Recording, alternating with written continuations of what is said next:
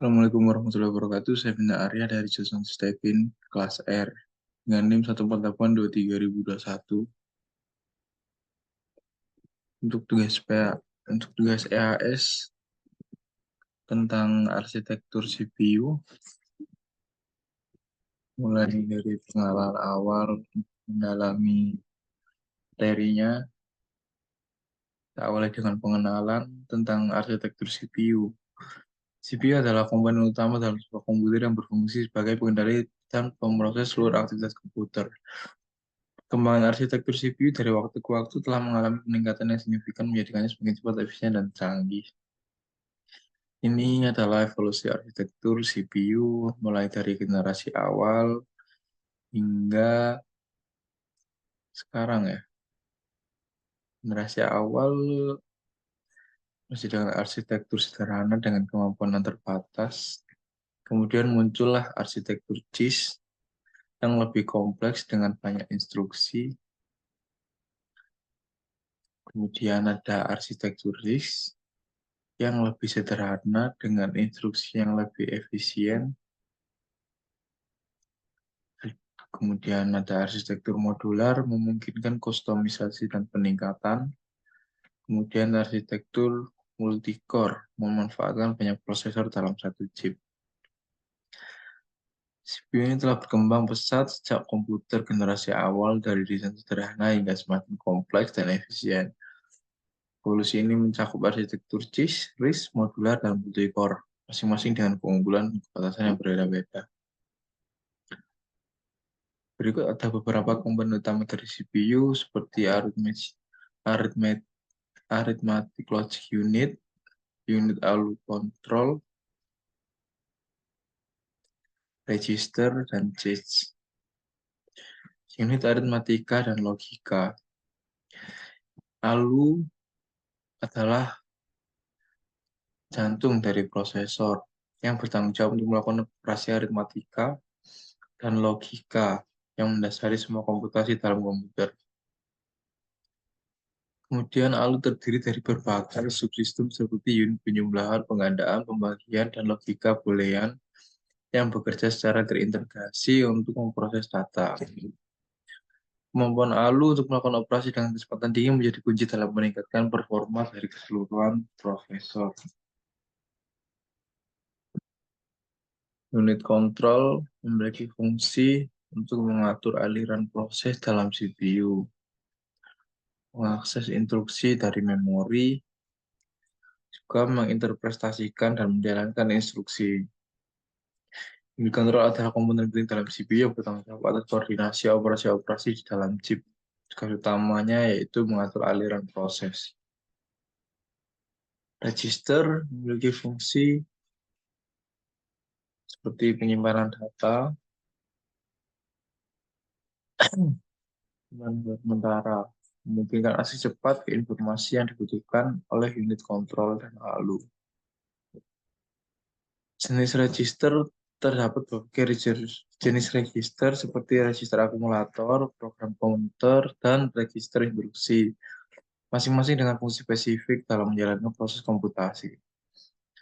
Kecepatan akses register mampu menyediakan data dengan kecepatan yang jauh lebih tinggi dibandingkan dengan memori utama, memungkinkan CPU bekerja secara efisien. Kemudian ada cache. Cache adalah memori tambahan yang digunakan untuk menyimpan data atau instruksi yang sering diakses oleh CPU. Hal ini memungkinkan CPU untuk mengambil informasi dengan cepat tanpa harus mengakses memori utama yang lebih lambat. Tingkatan cache pada CPU modern terdapat beberapa tingkatan, seperti cache level 1, yang disingkat L1, cache L2, L3, dan sudah cache yang lebih dekat dengan CPU memiliki kecepatan akses yang lebih tinggi. Manfaat cache memungkinkan CPU untuk mengakses data dengan cepat, mengurangi waktu yang dibutuhkan untuk mengambil informasi dari memori utama. Hal yang seperti ini dapat meningkatkan performa komputasi secara signifikan. Kemudian ada bus. Bus dan interkoneksi. Memiliki fungsi membawa data antara komponen, mengirim lokasi memori, mengontrol aliran data. Komponen CPU ini tergabung dan terhubung melalui sistem bus yang terdiri dari 3 bagian utama, yaitu bus data, bus alamat, dan bus control. Baris data atau bus data membawa instruksi dan beberapa komponen CPU, sementara bus alamat mengirimkan lokasi memori yang akan diakses. Bus control mengatur aliran informasi di seluruh sistem, memastikan komunikasi yang terorganisir dan efisien. Jadi fungsi bus ini, fungsi intinya, konsep dasarnya adalah program untuk saling menginterkoneksikan dari komponen-komponen CPU. Kemudian ada CPU modern. Perkembangan CPU modern. Mikroprosesor maju. CPU berkembang pesat dari mikroprosesor sederhana ke chip yang semakin kompleks dengan miliaran transistor, menawarkan peningkatan kinerja dan efisiensi energi yang signifikan. Multicore dan hyperthreading. Arsitektur CPU saat ini menggabungkan banyak inti pemrosesan dalam satu chip, memungkinkan pemrosesan paralel untuk menangani beban kerja yang lebih berat. Ketiga, ada teknologi fabrikasi canggih. Proses fabrikasi chip terus berkembang, memungkinkan ukuran transistor yang semakin kecil dan kerapatan yang lebih tinggi, mendorong peningkatan kinerja yang efisiensi energi. Tren masa depan arsitektur CPU. Mulai dari yang pertama, komputasi kuantum. Pemanfaatan fenomena fisika kuantum untuk proses komputasi yang jauh lebih cepat dan efisien. Kemudian arsitektur hybrid. Kombinasi prosesor tradisional dengan akselerator khusus seperti GPU, TPU, FPGA untuk pengolahan beban kerja yang berbeda-beda. Kemudian ada skabilitas paralel. Kemampuan CPU untuk bekerja sama secara paralel dengan banyak inti prosesor untuk meningkatkan kinerja yang secara dramatis.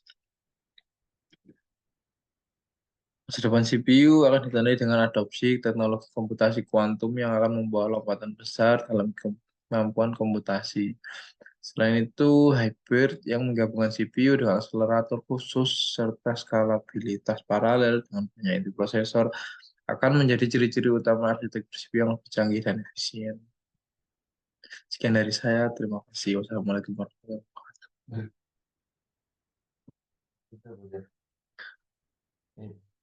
30,0